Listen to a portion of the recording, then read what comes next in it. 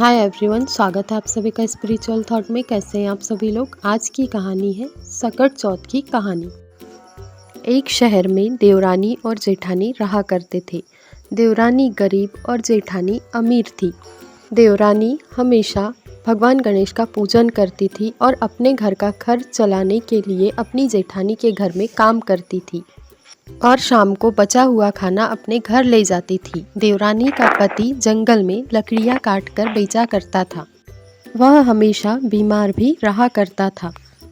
देवरानी ने माघ माह में पड़ने वाली सकट चौथ का व्रत रखा और उसके पास पैसे नहीं थे तो उसने थोड़ा सा गुड़ और तिल लाकर तिलकुटा बनाकर टांग दिया और सोचा कि शाम को वापस आकर जेठानी के घर से खाना लाकर फिर अपना व्रत तोड़ूंगी। शाम को जब उसने जेठानी के घर खाना बनाया और सबसे खाने के लिए कहा तो सबने मना कर दिया। पहले वह जेठानी के बच्चों के पास गई और उनसे कहा, बेटा खाना बन गया है, तुम दोनों खाना खा लो। तब उन दोनों ने कहा, नहीं अभी किसी ने नहीं खाया, हम नहीं खाएंगे। फिर वह अपने जेठ के पास गई और उसने अपने जेठ से कहा, जेठ जी खाना बन गया है, खाना खा लीजिए। तब उसके जेठ ने भी खाना खाने से मना कर दिया। फिर वह अपनी जेठानी के पास गई और उनसे कहा, जेठानी जी मुझे खाना दे दीजिए क्योंकि अभी तो कोई खाना नहीं खा रहा है। तब उसकी जेठानी ने कहा, जब तक कोई खाना नहीं खाता तब तक मैं तुम्हें खाना कैसे दे दूँ। एक काम करो, तुम कल सुबह आ जाना और जल्दी आकर बचा हुआ खाना लेकर चले जाना। तब देवरानी दुखी मन से घर वापस आ गई।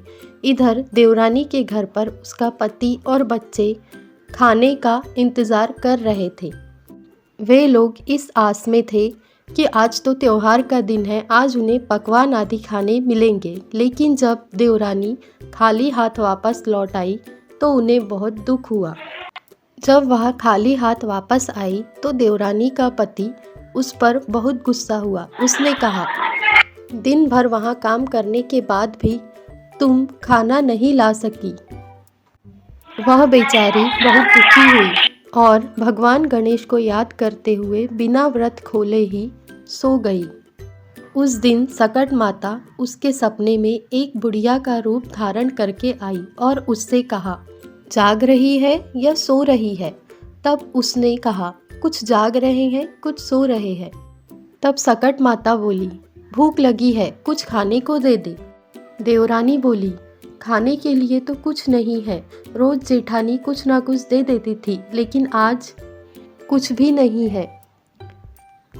पूजा का बचा तिलकुटा छीके में पड़ा है, वही खा लो। सकट माता ने वही तिलकुटा खाया और कहा, निमटाई लगी है, कहाँ निमटूं। वह सकट माता से बोली, यह खाली झोपड़ी है, जहाँ इच्छा हो वहाँ निमट लो। तब सकट माता बोली, अब कहाँ पोंछूं। तब देवरानी को बहुत गुस्सा आया और वह बोली, मेरे सिर पर पोंछ लो। माता चली गई। जब देवरानी सुबह उठी तो क्या देखती है, पूरा घर हीरे मोतियों सोना चांदी से भरा हुआ था। उस दिन देवरानी जेठानी के घर काम करने नहीं गई क्योंकि अब उसके पास धन आ चुका था और वह बहुत खुश थी। जेठानी ने देवरानी के लिए कुछ देर तो राह देखी, लेकिन जब वह नहीं गई तो उसने अपने बच्चों को देवरानी के घर भेजा। तब जेठानी के बच्चे देवरानी के पास जाकर बोले, चाची माँ बुला रही है। तब देवरानी ने बच्चों से कहा, बेटा बहुत दिन तुम्हारे यहाँ काम कर लिया, अब तुम तुम्हारी माँ को मेरे यहाँ काम करने भेजो। जब जेठानी के बच्चों ने जेठानी को बताया कि चाची का पूरा घर तो सोना चांदी हीरे मोतियों से भरा है, तो जेठानी देवरानी के घर आई और उसने देवरानी से पूछा, यह सब कैसे हुआ। तब देवरानी ने उसके साथ जो कुछ भी हुआ वह सब बातें जेठानी को कह सुनाई। तब जेठानी ने सोचा कि अब वह भी ऐसा ही करेगी और वह अपने घर वापस चली गई। वापस जाकर उसने भी अगली सकट चौथ के दिन वैसा ही किया जैसा देवरानी ने किया था। वह तिलकुटे को बांधकर सो गई। रात में उसे सपने में सकट माता आई और उन्होंने कहा, सो रही हो या जाग रही हो? तब उसने कहा, कुछ सो रही हूँ, कुछ जाग रही हूँ। तब सकट माता ने कहा, भूख लगी है, कुछ खाने को दे दो। तब जेठानी ने कहा, खाने को तो कुछ नहीं है, थोड़ा सा तिलकुटा रखा है, छीके पर बंधा है, वही खा लो। तब सकट माता ने तिलकुटा खा लिया और फिर उससे कहा, निमटाई लगी है, अब कहाँ करूँ? तब उसने कहा, इतना बड़ा घर है, जहाँ इच्छा हो वहाँ कर लो। फिर सकट माता ने कहा, अब कहाँ पोंछूं? तब उसने गुस्से से कहा, मेरे सिर में पोंछ दो। सुबह जब जेठानी उठी तो वह बहुत हैरान हुई, क्योंकि हर जगह बदबू और गंदगी ही थी।